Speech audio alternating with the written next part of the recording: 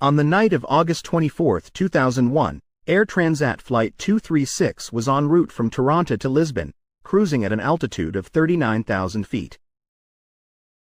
With water everywhere and the nearest airport 120 kilometers away, reaching safety seemed impossible, pointing to a fatal outcome.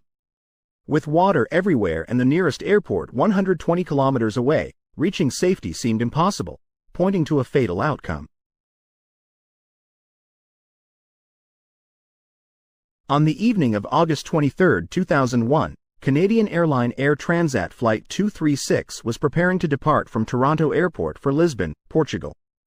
Due to the non-stop nature of the 7-hour flight, the aircraft underwent regular service and maintenance checks, receiving 48 metric tons of fuel.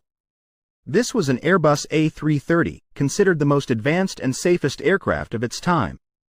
The 48-year-old Captain Robert Piché had 16,800 flight hours of experience, while First Officer Dirk de Jager had flown 4,800 hours, with both having prior experience flying the A330. Shortly after, 293 passengers and 13 crew members boarded the flight, and at around 9 p.m., the aircraft successfully took off from Toronto Airport. The pilots then gradually turned the aircraft toward the Atlantic Ocean to head for Lisbon. Within minutes, the plane reached its cruising altitude of 39,000 feet.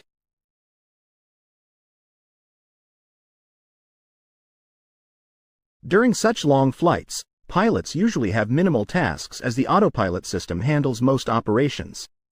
They primarily monitor the situation and periodically update the control tower on their location. After 4 hours of flight, everything was normal, and most passengers were asleep. As the aircraft reached the middle of the Atlantic Ocean, Captain Piché noticed abnormal readings on engine number 2's control panel, signaling trouble. At around 1 a.m., the pilot observed that the oil pressure in the right engine had increased significantly, the oil quantity was low, and the oil temperature was also low, an unusual error neither pilot had encountered before.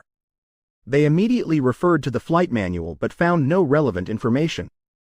They contacted the Air Transat Maintenance Control Center in Canada and were advised to monitor the error.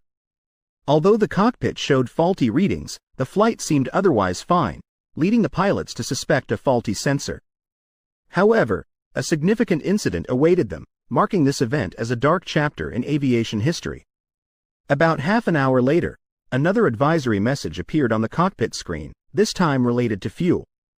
Commercial airlines' fuel is evenly distributed in their wings, but the warning indicated less fuel in the right wing compared to the left. The pilots initially dismissed this as a minor issue, as such warnings often occur with slight fuel imbalances.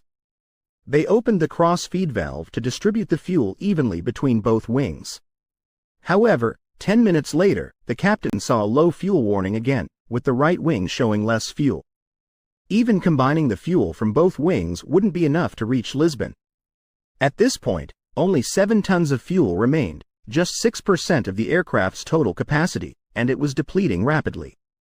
With no other option, the pilots decided to divert the plane to Lajes Airport on Terceira Island and informed air traffic control. Meanwhile, the crew tried to identify the cause of the fuel loss. The captain asked the flight attendants to check for fuel leaks from the right wing, but the darkness made it difficult to see anything.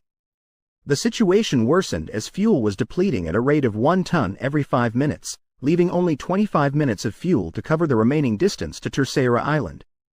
The maintenance team suggested flying at 20,000 feet to confirm the leak, but the captain refused, fearing they couldn't regain the 39,000 feet altitude if needed. Shortly after, the right engine caught fire, confirming the fuel leak and causing panic among passengers.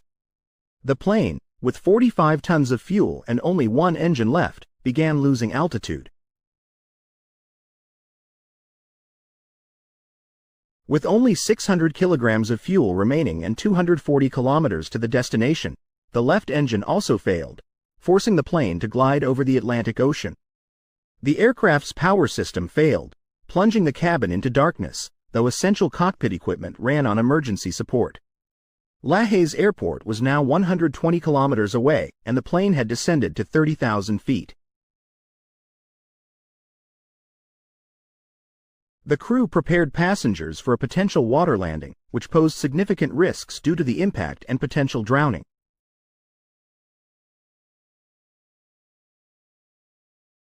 Gliding a heavy commercial plane is challenging, and everything depended on the pilot's manual control.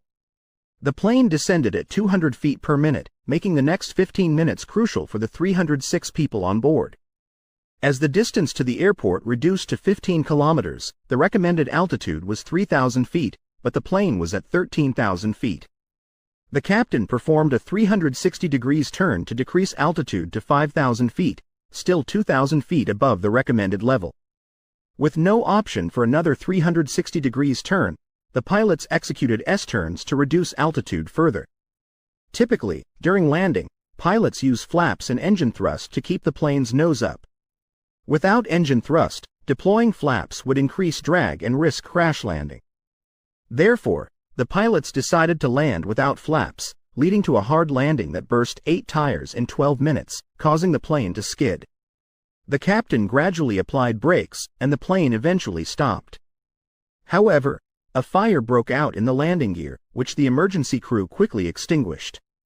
Thus, the brave pilots of Air Transat Flight 236 saved 306 passengers, marking the only instance in aviation history of a plane gliding for such a long distance without engines.